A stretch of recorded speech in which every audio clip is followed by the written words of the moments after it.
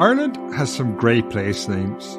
They range from the perplexing, like Skeoghvosteen in Kilkenny, that can be harder to read than it is to pronounce, to the somewhat scandalous Slutsend in Dublin and Bastardstown in Wexford. But what do they mean, and where do they come from? Well, each place name in Ireland has its own story. While some date back a few decades, others are the last connections we have to our very distant ancestors, people far beyond the reach of written records. Now, in this podcast, we're going to set out on an unusual journey through Irish history, seeing where the place names that litter the landscape come from. But before we begin, I'll do the usual introductions. My name is Finn Dwyer. This is the Irish History Podcast, and today's show is From Bastardstown to Slutsend, a history of Irish place names. Now, this week's show was supposed to be my episode on World War II diets. I've been talking about releasing that show for nearly a month, and it's still not ready. It's not actually that complicated, but I am spending most of my time working on my upcoming series that'll drop in mid-June. That'll have 9 episodes in 5 weeks, 2 shows a week, and as I said in last week's episode, I am finishing the entire series before I release the first podcast in it, so it's creating a little bit of a bottleneck in terms of production, but it is shaping up really well. I have traditional Irish musicians on board now for a soundtrack. Aidan and Therese, who you'll know from the War of Independence, are going to be doing narrations, and I have a full series of interviews with leading historians to give you expert analysis on the story. What is that story? Well, you're just going to have to wait a week or two until the trailer is released. Finally, I want to say thank you to all the show patrons. I know the show has been a little intermittent in recent weeks, and you have been super patient, but rest assured I am working on that series, and I'm pretty sure it'll be worth it. Now to the history of place names, and I want to start with the oldest names. These are the ones I find most interesting, that somehow through all the numerous invasions and conquests in Irish history, they've managed to survive. I think for fans of history like you and me, we often find ourselves wondering maybe what a place looked like in the distant past. And sometimes it's the place names that can give us a peek into a landscape thousands of years ago. You see, Ireland is unusual in that townlands, the smallest geographical divisions on the island, in some cases date from prehistory. Now, it's incredible that these have managed to survive the numerous redrawings of maps in Ireland, but these townlands, over 60,000 in total, have remained the building block of territorial units from medieval kingdoms to modern counties, and their names can be a connection to the distant past. So, for example, not far from where I'm recording this right now is a place called Dunmore East, which lots of you will be familiar with. It's famous today for its beach, and each year thousands of people flock there. It's also well known as a fishing port. Now, if you venture down to the harbour today, there's a plaque explaining the history of the current settlement, which basically goes back to the early 19th century. However, the name Dunmore betrays a much older history, one that predates the town and probably even all history books and records.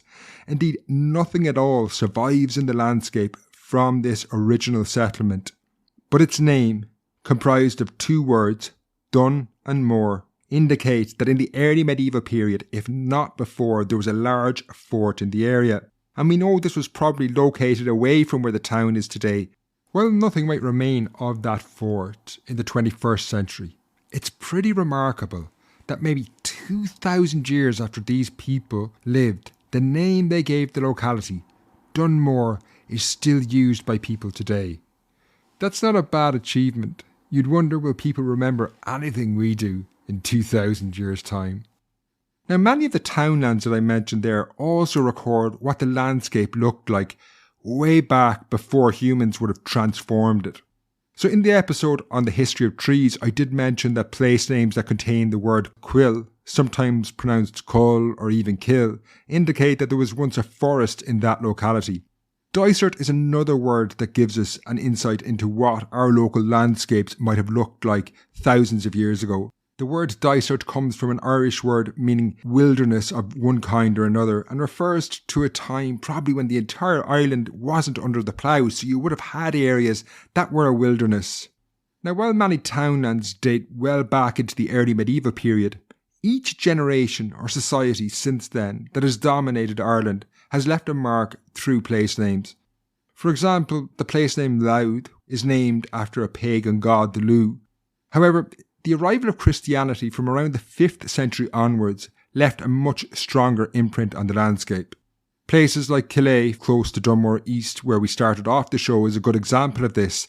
Kil derives from the Irish word for church, so Kilkenny means the church of A. Again, it's pretty remarkable that someone's name has survived that long. We're talking about maybe 1500 years here. But there are many others in the Irish landscape similar to this. So for example, Kilkenny means the Church of Canis.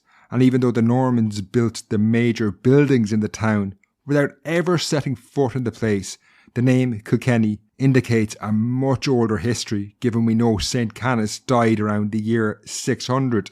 For me though, it's the Scandinavian names that can be some of the most fascinating. Between the year 800 and around, say, 1050, Viking raiders and traders played a really significant role in Irish society. One of their enduring legacies is Irish place names. The name of the city of Waterford, about 10 miles inland from Dunmore East, is not Irish in origin at all, but instead comes from Old Norse. You'll probably have heard of the Scandinavian term fjord before, and that's where the ford in Waterford comes from. The name of the town of Wexford has a very similar origin. It too comes from the Old Norse word fjord, or in its case it's Wiesfjord, meaning the ford of the mudflats. Wicklow is another Scandinavian name. Wick is the Old Norse for bay, and this actually highlights the surprising origins of where the Kerry town of Smurwick comes from. You see, traditionally it was thought that Viking settlements in Ireland were concentrated on the south and east coast, but the fact that Smurwick derives its name from Old Norse certainly challenges this traditional understanding of our history. Another name in this vein is Jersey Island in Cork, which comes from the Old Norse words for the island of the bull. Now, as a general rule of thumb, these older place names tend to record more general themes of history rather than maybe specific incidents. For example, Waterford tells us very little about what the Vikings were actually doing here in the 10th century. But as we move forward through history, place names start to record some specific details about chapters from the past, as we can link them up with historic sources as well. Now, in this instance, I want to stay in Waterford as well. And if you travel from Dunmore East to Waterford City, you pass through an area called Galtira. Now, this is almost French sounding, and when you see it written down, it's spelled Gaultier. You'll be forgiven for thinking it was perhaps French in origin. This name, however, records a very specific incident in the history of this part of the world. In the summer of 1170, the Norman conquest of Ireland began in earnest here in Waterford. This saw Strongbow land an army of 1,200 men at Passage East, and then 2 days later, they sacked the city. Now, Galtira means land of the foreigners, and according to local folklore, supported by historical records, it comes from a specific incident that saw the Normans expel the descendants of the Vikings who had founded Waterford from the city. These descendants of the Vikings were given lands outside the city, and it makes sense that this territory would have been dubbed the land of the foreigners by the Gaelic Irish.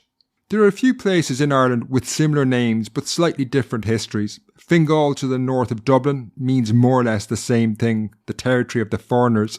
And in this instance, it's evidence that the Vikings of Dublin had control of a large tract of land around the city. This is also supported by the Scandinavian place names such as Leixlip in North Kildare.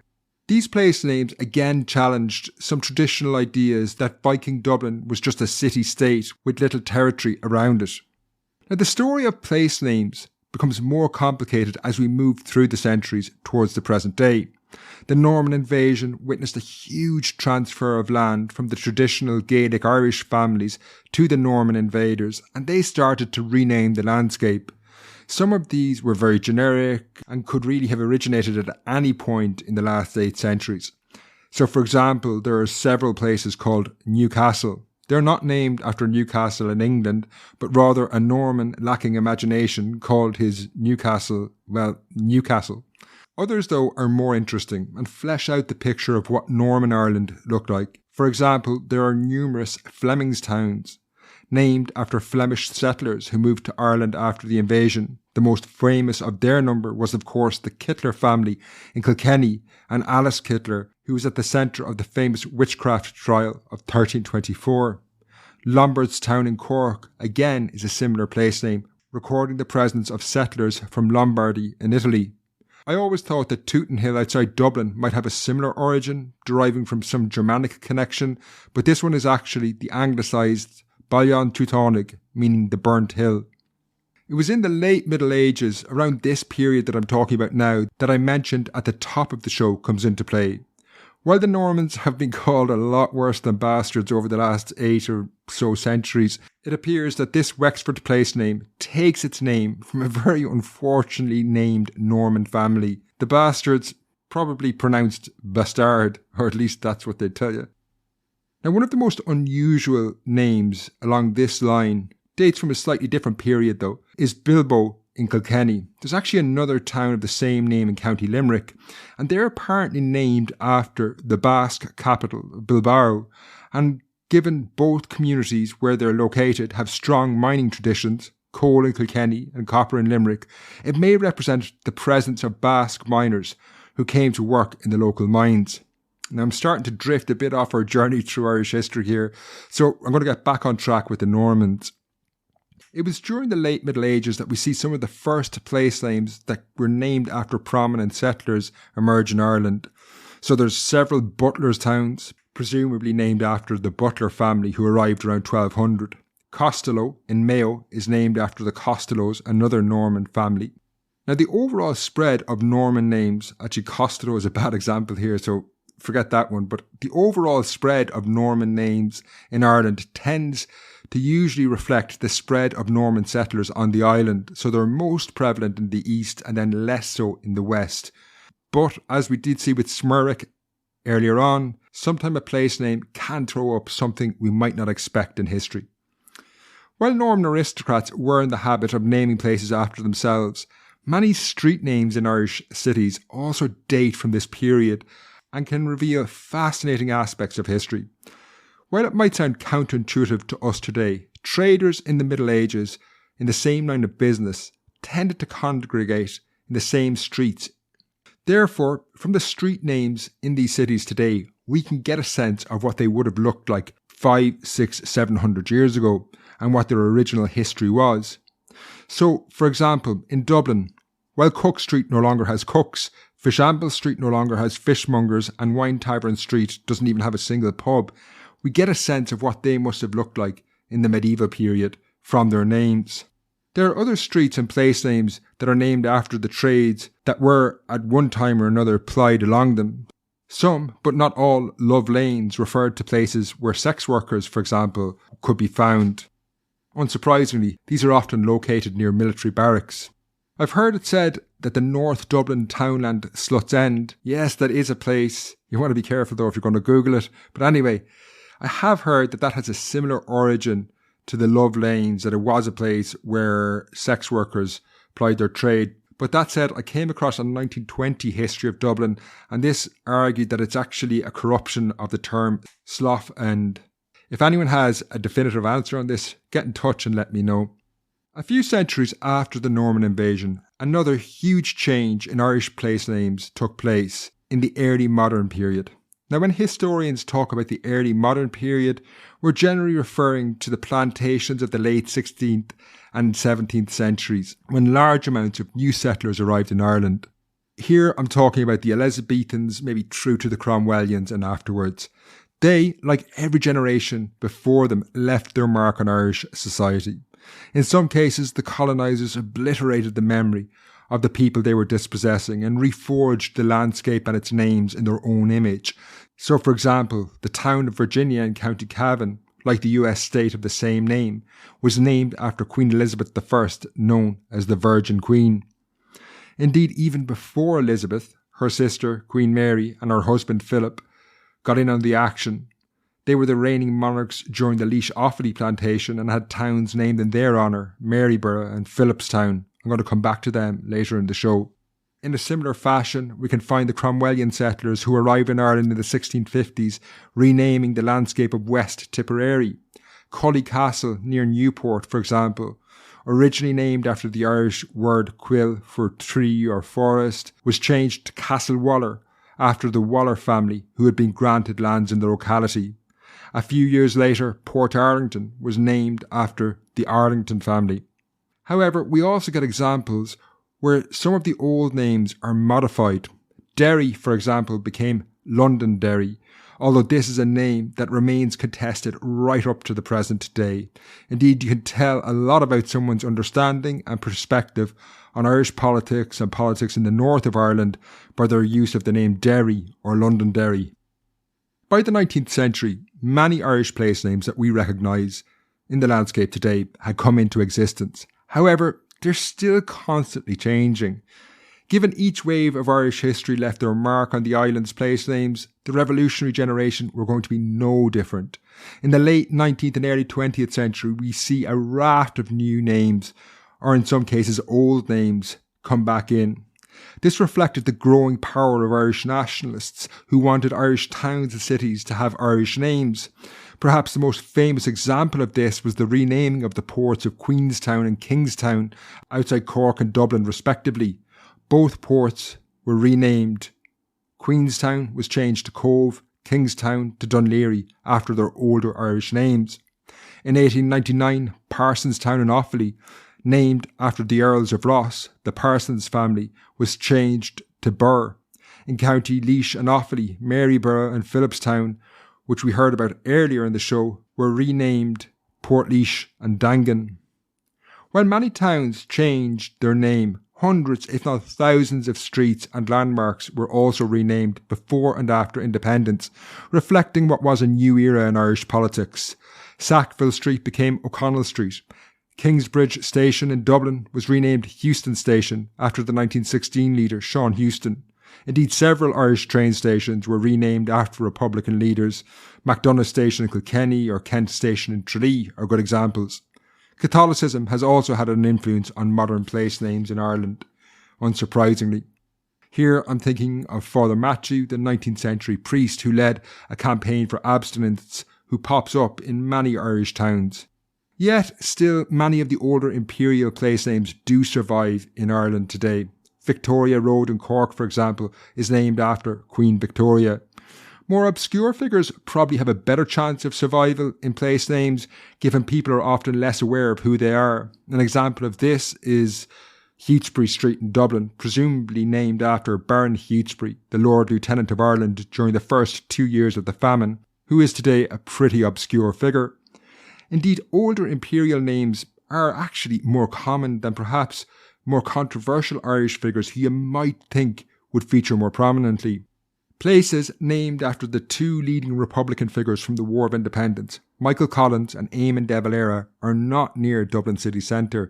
In fact, de Valera doesn't have a street at all. There is a place in Donegal named after him, while Collins Avenue in Dublin is out on the north side of the city. Now, in recent years, the choice of place names has moved on to reflect the changing nature of Irish society in the 21st century. The most recent bridge over the River Liffey was named in 2014, and public debates around the choice of this name raised the fact that place names in Ireland rarely are named after women. In light of this, the new bridge was named after the trade unionist and revolutionary Rosie Hackett. So that's the end of the Whistle Stop tour through thousands of years of Irish place names. I'm going to get back to finishing that new series, and next week hopefully I'll have that show on World War II diets. They say third time is lucky, and I'm pretty sure this is the third time I've promised to release this show. So until then, Slán.